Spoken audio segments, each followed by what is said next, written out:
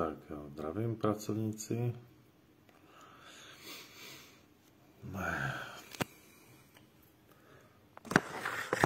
Vždycky si dám do telefonu do toho mého stojánku.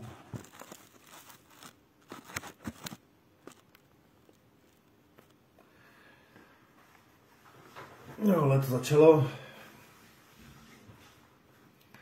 léto začalo a nedal se dostat do postele děcka.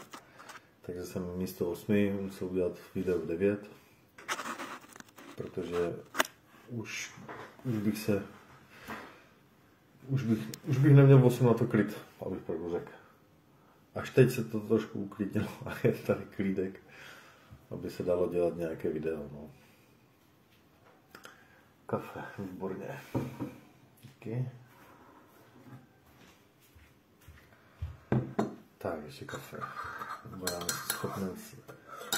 Nevím, jestli bych byl schopný teď to celé odříkat, no v plánu. Bez kávy.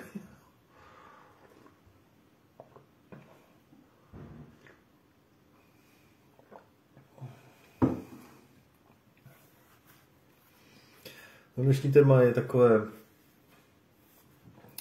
jak bych řekl, přišlo mi na mysl během dneška takové téma, které souvisí s takovým nějakým zablouděním člověka prostě v myšlenkách nebo v nějakých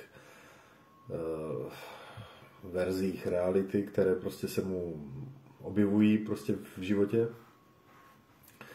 a které obzvlášť člověk třeba, který zrovna prožívá takovou tu transformaci vědomí nebo transformaci myšlení, tak tam se často stává lidem, já jsem nebyl samozřejmě výjimka, že se člověk zamotá prostě v tolika těch různých informací, že se prostě v tom nevyzná. Začne prostě hltat různé informace, které prostě do té doby prostě nebyl schopen nějakým způsobem vidět, nebo neviděl je, nebo nebyly pro něho viditelné. A začaly se mu prostě objevovat prostě informace z různých směrů, různého druhu a začaly všechny prostě nasávat ve velkém měřítku. A jsou to informace prostě různého druhu, jo, prostě takhle. Ezoterika, ezoscéna, ta nabízí prostě tolika témat duchovních a tolik témat, prostě co se týče nějakých informací, když člověk prostě hledá nějakou tu cestu svoji, jak se dostat pryč z toho, z té frustrace, z té nespokojenosti nějaké, kde prostě cítí, že prostě se mu to myšlení prostě mění. Ale po té cestě, kterou většinou, když člověk nastoupí a když na ní vejde, tak se na něho sesype prostě fakt halda informací. Halda. Úplně je to... Až toho člověka to prostě může zahltit a ne v jednom případě se stane, že ho to člověka úplně zamotá. Že ho to zamotá prostě jeho mysl, že ho to prostě dostane do takového cyklu, do takové spirály a není schopen se z toho nějakým způsobem vymanit, nebo je schopen se z toho vymanit, ale prostě až třeba po nějaké další době, anebo prostě až prostě zjistí vlastně o co jde a že prostě ty informace nemá až tak hltat a že nemá až tak moc ty informace prostě do sebe nasávat všeho druhu a že musí se naučit prostě filtrovat a zvláště tehdy, zvláště to, co vlastně chce přijímat do své mysli. To, co chce přijímat a co se mu líbí, co je s tím v souladu a co chce vidět a co chce vnímat. A to je ono, to je tam ten proces, kdy se člověk naučí prostě vybírat v první moment, v první fázi se naučí prostě vybírat. Vybírat si prostě informace, které prostě jo, ok, tyhle ty chci a tyhle ty se mně líbějí.